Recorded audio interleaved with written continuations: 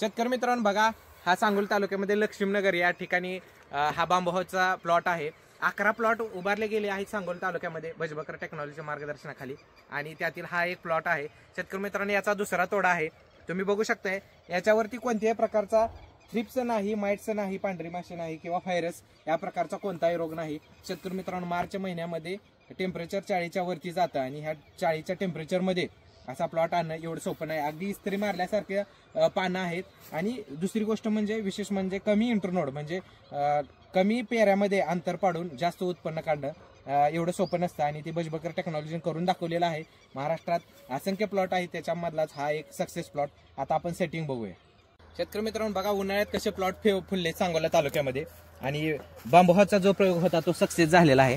तर बघा किती लागलाय माल ह्याला, अगदी मल्चिंग लगतच आहे। ह्याचा दुसरा पण तोडा आहे।